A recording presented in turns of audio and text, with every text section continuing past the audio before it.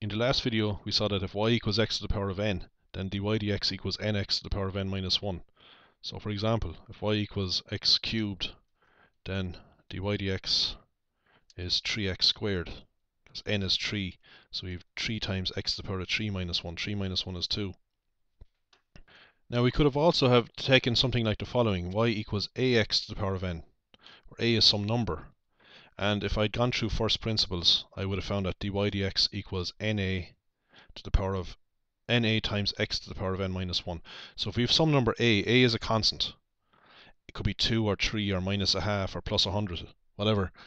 And if we got the derivative, the presence of a makes no difference. We just multiply the power by down in front. So we'd have n times a. Here, like, we have just 1x to the power of n. So if we like, we have n times 1 here. So let's just take an example using that. Suppose we have y equals 4x cubed.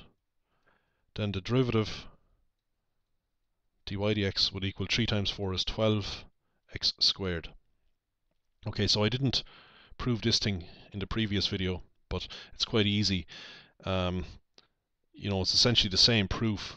We just have this constant a tagged along, and we'd end up with na to the power of times x to the power of n minus 1. Here's another example. Suppose we have y equals 3 times root x. What's dy dx in this situation? Well, we have to write the square root of x as x to the power of a half. If you take the square root of x and square it, you get x. They're inverse functions. So if x is written as x to the power of a half and you square it, well, we can look at this in two ways. We can just multiply the powers. 2 by a half is 1, so we get x to the power of 1. Or we can look at it as x to the power of a half times x to the power of a half and add the powers. Half plus a half is 1. So the square root of x can be written as x to the power of a half. So we just follow our rule here for differentiating it. We multiply a half by the number in front, so we a half times 3 or 3 halves, or 1 and a half if you like, times x to the power of n minus 1. So n is a half, so we have a half minus 1. So we get 3 over 2, x to the power of, what's a half minus 1? It's minus a half. If you like, we can write this as 3 over 2 times 1 over x to the power of plus a half. That's the meaning of a negative power. It's 1 over x to the power of the positive power. So if it's minus a half, we get plus a half. And this is the same as 3 times 1 is 3 over 2 times x to the power of a half. But we can, if we want, we can write x to the power of a half as root x. We just do one more example. So we have y equals minus 7 times x to the power of minus 3 over 2. So to get the derivative, we multiply minus 3 over 2 by minus 7. That gives us plus 21 over 2. X to the power of minus 3 over 2 minus 1. So we subtract 1 from the power. Okay, that's n minus 1. 21 divided by 2 is 11.5. You can write it like that. X to the power of minus 3 over 2 minus 1. That's minus 3 over 2 minus 2 over 2, or minus 5 over 2. So we have 11.5 times 1 over x to the power of plus 5 over 2. So that's the meaning of a negative power. It's 1 over x to the positive power. Or, yeah, of course, 11.5 times 1, we can just write 11.5 over this thing here. Just a little bit more on this. X to the power of 5 over 2. This number here is the root, so it's root 2. Sorry, root, not root 2. It's the square root of x. Because it's a 2, we get the square root of x to the power of 5. So we can write x to the 5 over 2 like this. We could also write the 5 outside. Now suppose we want to differentiate something like this. Now it turns out that the way we do it is the following. We just differentiate each term. So we differentiate 3x squared to get 6x. We differentiate 5x. Now 5x is 5x to the power of 1. So we multiply 1 by the power. So we get 5x and subtract 1 from 1. 1 minus 1 is 0. So we're just using what do we have here, which is ax to the power of n becomes na x to the power of n minus 1. We're just applying it to 5x to the power of 1. So n is 1. So we have 1 minus 1 is 0, but anything to the power of 0 is 1. So we have 5 times 1 is 5. So the derivative of 5x is 5.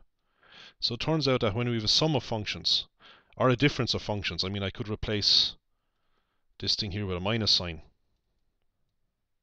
Then I would be replacing this sign here with a minus sign.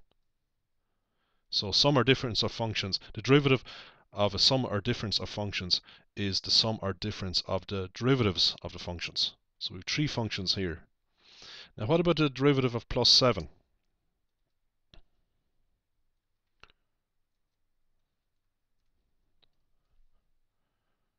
Now if you like, you can write 7 as 7x to the power of 0. So to get the derivative, we multiply 0 by 7, which gives us 0, times x to the power of 0 minus 1. So we get 0 times x to the power of minus 1. But 0 times anything is 0. So the derivative of 7 is 0. Actually, that's true in general. A derivative of a constant is 0, and that's very easy to see. If we take any constant function, here's our x and y axes, like y equals 7. The graph of y equals 7, the function y equals 7.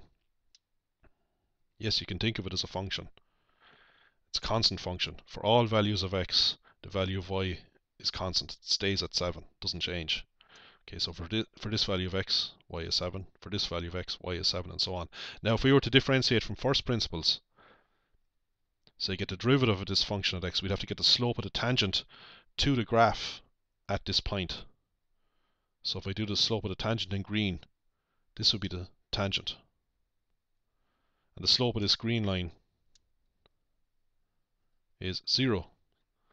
So the tangent to the graph of y equals 7 is just the same. It's a horizontal line. And the slope of any horizontal line is 0.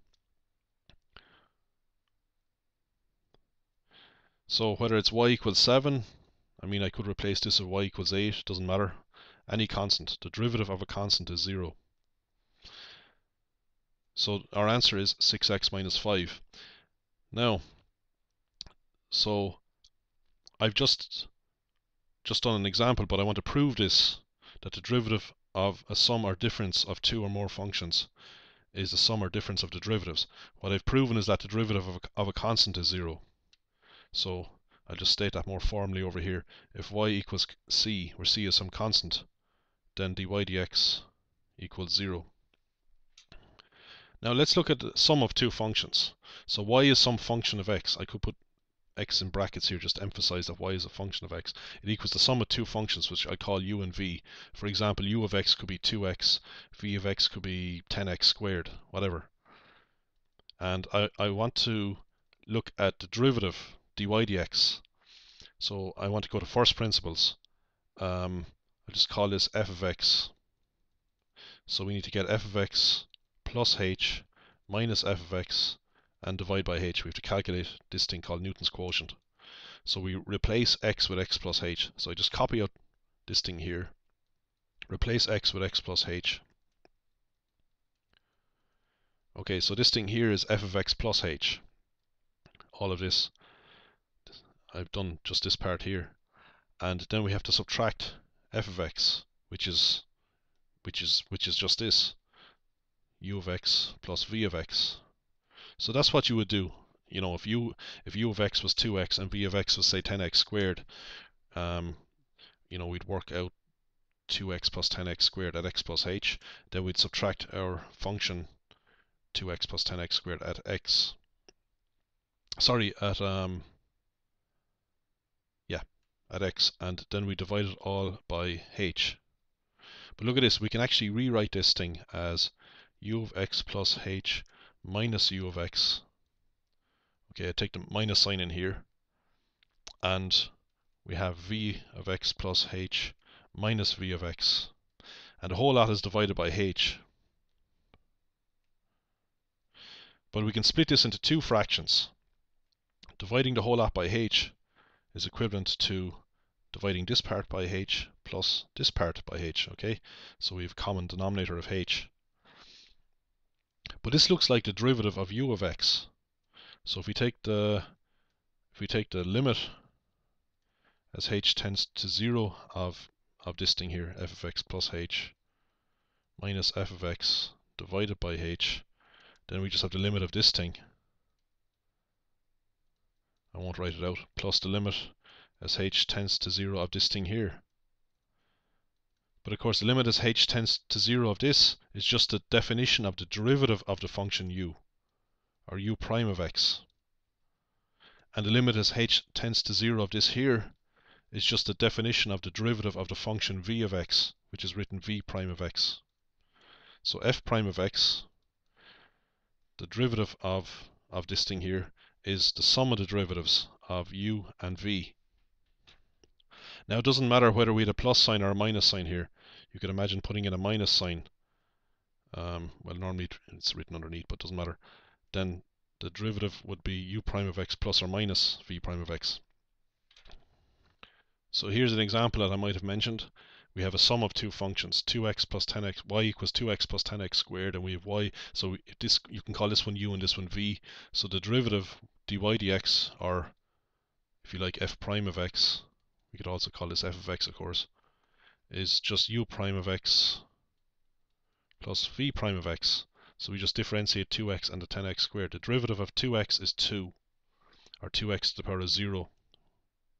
That's just 2. The derivative of 10x squared is plus 20x to the power of 1, or 20x.